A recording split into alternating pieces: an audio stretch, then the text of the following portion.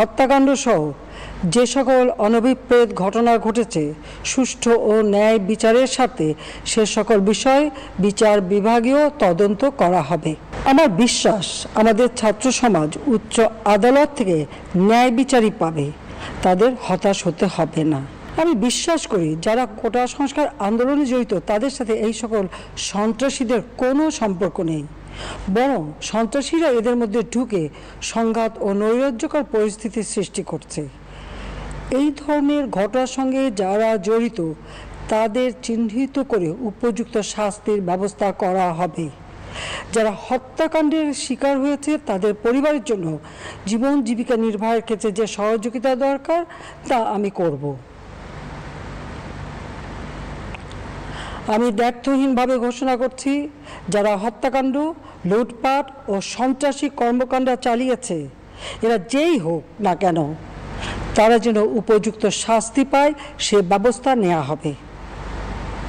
আমি আরও ঘোষণা করছি, হত্যাকাণ্ড সহ যে সকল অনভিপ্রেত ঘটনা ঘটেছে সুষ্ঠু ও ন্যায় বিচারের সাথে সে সকল বিষয় বিচার বিভাগীয় তদন্ত করা হবে।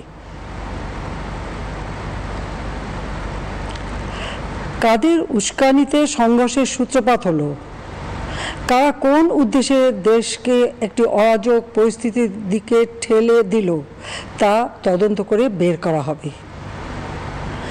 আমি আন্দোলনরত কোমলমতি ছাত্রছাত্রীদের নিরাপত্তা নিয়ে অত্যন্ত উদ্বিগ্ন।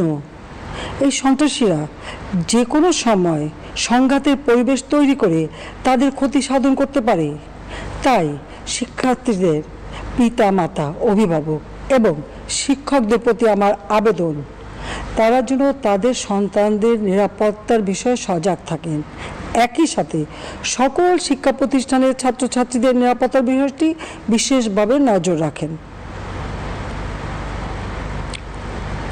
সরকার হাইকোর্টের রায়ের বিরুদ্ধে সর্বোচ্চ আদালতে আপিল করেছে। আপিল আদালতে শুনানির দিন ধার্য করা হয়েছে। আদালত শিক্ষার্থীদের কোনো বক্তব্য থাকলে তা শোনার সুযোগ সৃষ্টি করে দিয়েছে। এই আইনি প্রক্রিয়ার মাধ্যমে সমস্যা সমাধানের সুযোগ রয়েছে। এই আইন প্রক্রিয়া সমাধানের সুযোগ থাকা সত্ত্বেও রাস্তায় আন্দোলনে নেমে দুষ্কৃতিকারীদের সংঘাতের সুযোগ করে দেবেন না। সর্বোচ্চ আদালতের রায় আসা পর্যন্ত ধৈর্য ধরে অপেক্ষা করার জন্য আমি সকলকে বিশেষভাবে অনুরোধ জানাচ্ছি। আমার বিশ্বাস আমাদের ছাত্র সমাজ উচ্চ আদালত থেকে ন্যায় বিচারই পাবে, তাদের হতাশ হতে হবে না।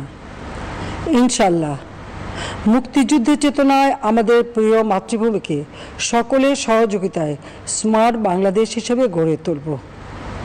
আমি আবারও এই অনাকাঙ্ক্ষিত ঘটনায় যারা নিহত হয়েছেন তাদের জন্য গভীর দুঃখ প্রকাশ করছি এবং পরিবারের সদস্যদের প্রতি আমার সমবেদনা জানাচ্ছি।